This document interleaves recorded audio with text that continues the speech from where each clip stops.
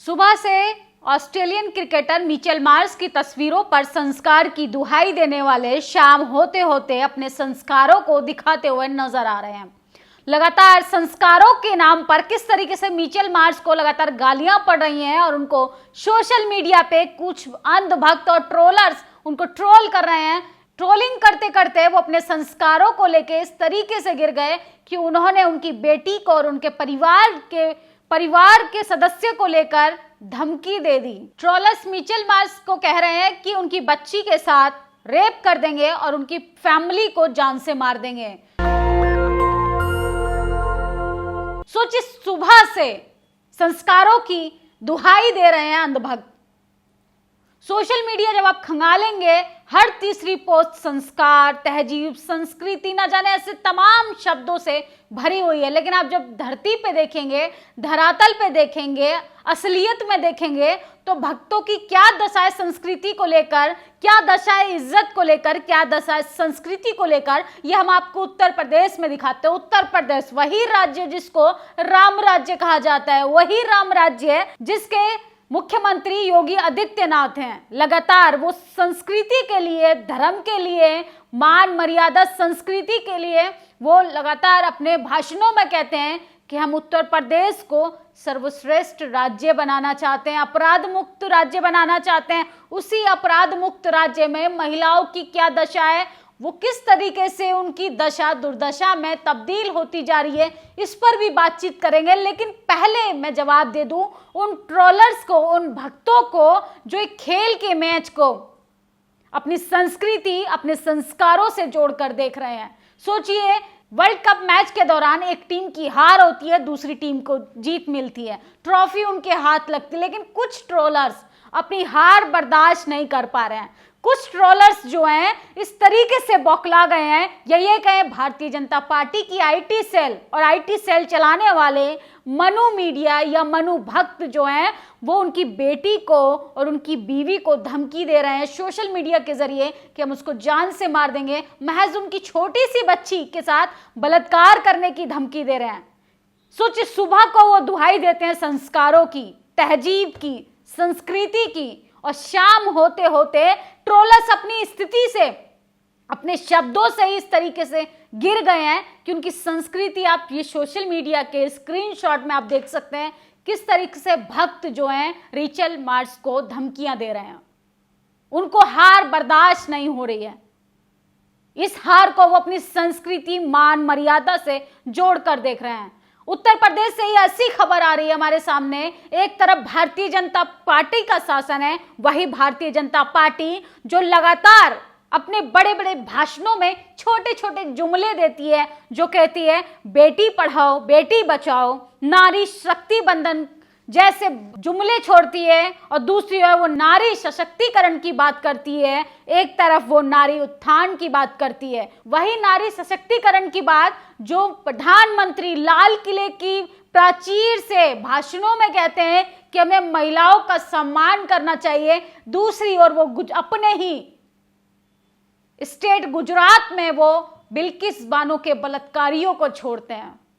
दूसरी ओर उत्तर प्रदेश चुनाव के दौरान अमित शाह जी कहते हैं सहारनपुर में कि हमें लड़कियों की हिफाजत करनी चाहिए, लड़कियां सुरक्षित महसूस कर सकती हैं, वो अपने आप को, वो आधी रात को गहना लाद कर जा सकती हैं। किस तरीके से उत्तर प्रदेश को नरक का द्वार कहने में कोई संकोच नहीं है, कोई हर्ज नहीं, क्योंकि महिलाओं की स्थिति बहुत ही ज्यादा बदतर होती जा रही है। किस तरीके से एक पीसीएस महिला का दर्द जब आप सुनेंगे तो आपके रोंगटे खड़े हो जाएंगे और सोचने पे मजबूर हो जाएंगे कि सोचिए, एक पीसीएस अधिकारी जब सुरक्षित नहीं है तो आम महिलाओं की क्या स्थिति रहेगी। जो बेचारी मजदूरी करती है उन महिलाओं के बारे में सोचिए, उन शिक्षिकाओं के बारे में सोचिए, उन छात्राओं के बारे में सोचिए जो छात्राएं गांव खेत खलिहानों से होकर कॉलेज के दरवाजे तक पहुंचती हैं। उनकी सुरक्षा के बारे में कौन सोचेगा जब एक महिला पीसीएस अधिकारी सुरक्षित महसूस नहीं कर पा रही, किस तरीके से उसके साथ बदसलूकी की जाती है। मैं आपको बताऊंगी उत्तर प्रदेश में महिलाओं की क्या स्थिति है। वही उत्तर प्रदेश जिसको अपराध मुक्त राज्य कहा जाता है। योगी आदित्यनाथ लगातार संस्कृति की और संस्कारों की दुहाई देते हैं। जरा वो देखें कि उत्तर प्रदेश में महिलाओं के साथ किस तरीके से संस्कार दिखाए जा रहे हैं। अखिलेश यादव ने खबर को ट्वीट करते हुए लिखा है कि उत्तर प्रदेश में जब एक पीसीएस महिला अधिकारी वीडियो के जरिए दूसरे अधिकारी के द्वारा उसके घर में घुसकर उसकी अस्मिता व जीवन के लिए खतरा बनने की बात कह रही है, लेकिन उसकी एफआईआर तक लिखने में कई दिन लग गए। भाजपा सरकार की नारी शक्ति वंदन के ढोंग का नाटक क्यों कर रही है? ये एक बेहद गंभीर मामला है, क्योंकि आम जनता के लिए प्रशासनिक अधिकारी कि जब सरकार का चेहरा होते हुए वे खुद अधिकारी होते हुए असुरक्षित महसूस कर रही है, तो सोचिए आम लड़कियों की, आम महिलाओं की क्या स्थिति रहेगी। दूसरी ओर हम आपको लेके चलते हैं मध्य प्रदेश, वही मध्य प्रदेश जहां मामा की सरकार है। मामा लगातार अपने चुनावी भाषणों में कहते हैं कि हजारों महिलाओं, लाखों महिलाएं सब मेरी बहनें हैं।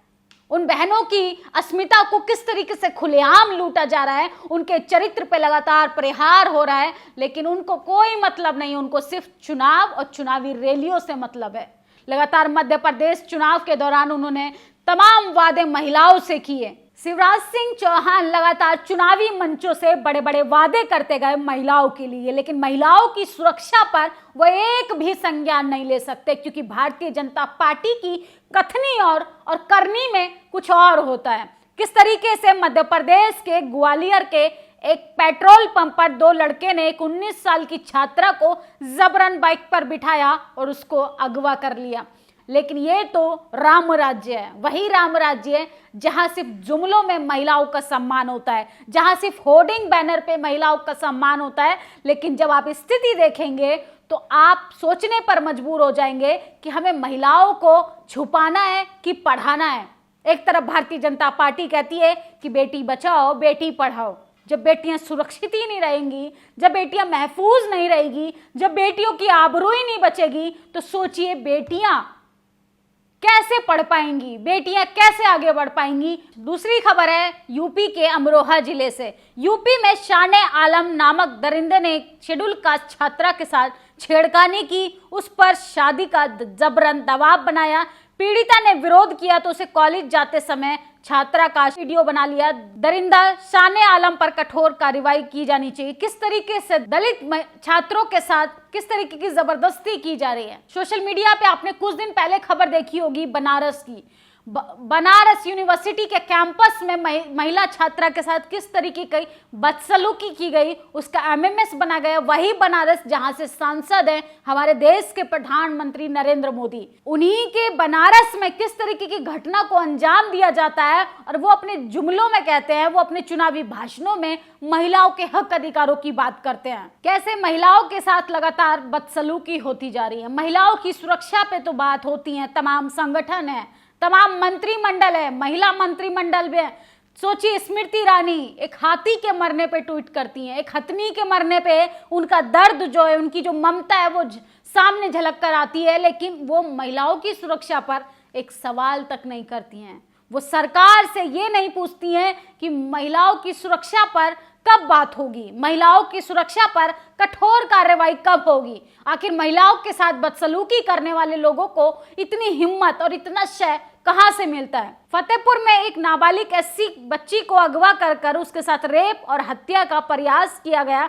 दरिंदे बच्ची को गांव के पास नाली में फेंककर फरार हो गए। यूपी में भाजपा सरकार एससी समुदाय के प्रति पूर्णत उदासीन है। जगदीश और सोम कुमार नामक हैवानों कठोर कार्रवाई होनी चाहिए। सोचिए ये है उत्तर प्रदेश की तस्वीरें और ये भारतीय जनता पार्टी की सरकार रहते हुए स्टेट की मैं आपको ये खबरें बता रही थी। मध्य प्रदेश हो, चाहे राजस्थान हो, चाहे उत्तर प्रदेश हो, तमाम स्टेट की बात करें। 5 राज्यों में चुनाव है, लेकिन 5 राज्यों में चुनाव में बड़े बड़े वादे होंगे महिलाओं को लेके, महिलाओं को सशक्त बनाने को लेकर, महिलाओं की शिक्षा पर सवाल होगा, महिलाओं को लाखों रोजगार देने की बात होगी, लेकिन उनकी सुरक्षा पर कोई सवाल करेगा तो सरकार उस पर कठोर कार्रवाई करेगी। क्योंकि सरकार से जो सवाल करेगा, सरकार से सीधा सीधा महिलाओं की सुरक्षा पर सवाल करेगा तो वो सरकार की आंखों में खटकने लगता है। क्योंकि सरकार को तो सिर्फ संस्कृति के और संस्कारों के नाम पर वोट चाहिए, उसको धरातल पे इम्प्लीमेंट नहीं करना है, उसको धरातल पे अप्लाई नहीं करना है। उसको कोई मतलब नहीं आपकी बच्ची बहन बेटियों की सुरक्षा से, क्योंकि आपको वोट मिल जाना है धर्म के नाम पर, आपको वोट दे देना है सनातन धर्म के नाम पर, आपको वोट देना है मंदिर के नाम पर, आपको वोट दे देना है तमाम किस तरीके से भारतीय जनता पार्टी जुमले छोड़ती है उसके नाम पर। आपका कोई मतलब नहीं है महंगाई, बेरोजगारी, भ्रष्टाचार, शिक्षा, महिलाओं की आबरू से। कहीं ना कहीं हम भारतीय जनता पार्टी को एक तरफा डिसीजन लेकर वोट देते हैं। भारतीय जनता पार्टी को हम राजनीतिक पार्टी न समझकर घर की पार्टी समझने लगे हैं। और जब घर की पार्टी में बैठे लोग इस तरीके की कठोर घटनाओं पर कोई कार्रवाई नहीं करेंगे तो सोचिए, महिला पीसीएस अधिकारी सुरक्षित नहीं है। बनारस जैसे यूनिवर्सिटी के कैंपस में महिला के साथ बदसलूकी की जाती है। अमरोहा जैसे जिले में किस तरीके से बच्ची के साथ बदसलूकी की जाती है। सोचिए, मुरैना मामा की सरकार रहते हुए मामा के स्टेट में क्या हो रहा है। जरा वो मामा देखें कि उनकी बहनों के साथ, उनकी स्टेट में रहते हुए महिलाओं के साथ महिलाओं की स्थिति क्या है। आप गाय के लिए दुख प्रकट करते हैं, गाय को लेकर भारतीय जनता पार्टी के लोग चिंतित होते हैं, लेकिन ऐसी महिलाओं का दर्द उन्हें नहीं दिखाई देता। ऐसी महिलाओं की सुरक्षा पर वो कभी चिंतित नहीं होते। महिला की आबरू पर वो गंभीरता से कोई कठोर कार्रवाई नहीं करते। इस वीडियो पे आपकी क्या प्रतिक्रिया कमेंट बॉक्स में जरूर बताएं। और अगर ये वीडियो आप किसी भी स्टेट से देख रहे हैं तो आप मुझे बताइए कमेंट बॉक्स में कि आपके राज्य में किसकी सरकार है और आपके राज्य में महिलाओं की क्या स्थिति है। क्या वाकई महिला सुरक्षित है? शुक्रिया। नेशनल दस्तक की आपसे गुजारिश है कि अगर इसको बचाना चाहते हैं तो नेशनल दस्तक को सब्सक्राइब करने के लिए रेड कलर के सब्सक्राइब बटन को दबाएं, फिर बेल आइकन की घंटी दबाएं। नेशनल दस्तक को बचाने के लिए बहुत जरूरी है कि हर खबर को शेयर करें, लाइक करें, कमेंट जरूर करें।